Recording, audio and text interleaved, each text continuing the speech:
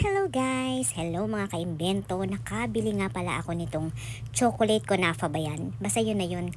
Ayan, at hindi masyadong mahal dito mga kaimbento. 3.750 lang. Siguro mga 600 pesos, ganun, or almost 700 pesos. Ayan, at makapal siya, in fairness ha. Ngayon naman is, titikman natin kung talagang masarap itong chocolates na to. Yung iba kasi, chocolate na to, isa lang pala to, sorry. Yung iba kasi mo-order pa sa Dubai. Dito naman is, meron na ngayon. Ngayon, titikman natin, ayan, o, diba, pinopromote ng inyong lola. And in fairness guys, mga kaimbento, malaki din siya. Ayan, kung nakikita nyo, 'di ba? Malaki na, malapad pa, mataba pa, 'di ba? Ngayon naman, titingnan natin kung talagang masarap siya. Titikman natin yung lasa niya. Masyado kasi siyang natitrending ngayon sa FB, sa YouTube, sa TikTok, di ba? Ayan yung loob niya mga kaimbento, di ba? May palaman siya ng pistachios nuts ba yun na spread yun, ganun. Ganun na yun, yun na yun. Ayan, ngayon natitikman natin. Ayan, binibiyak na siya. Hinahati na siya ng lola niya mga kaimbento. Ayan, at ang ganda ng texture niya sa loob mga kaimbento. Talaga naman parang pinaghirapang gawin.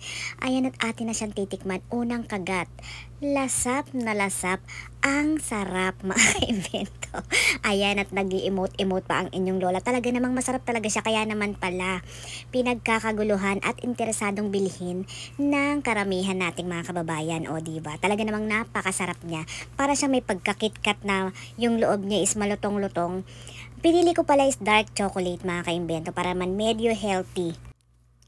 And hindi siya masyadong matamis mga kaimbento. Talaga namang very light lang yung tamis niya. Talaga namang mapaparami ka. Tsaka parang pag kinakagat mo siya, pag kinakain mo siya, parang gusto mong ulit-ulitin. Parang ayaw mong matapos yung pagkain sa kanya. Parang gusto mo ubusin siya sa isang upuan lang lahat. Pero hindi pwede kasi alam nyo naman, pag nagkakaedad na is konting-konti na lang ang kailangan natin kaining matatamis, diba? Tikim-tikim na lang pag nagkakaedad na. Alam niyo naman, pag tumatanda, malapit na tumaas ang mga sugar, diba? Kaya naman, pero ito talaga guys, mga kaimbento, napakasarap niya.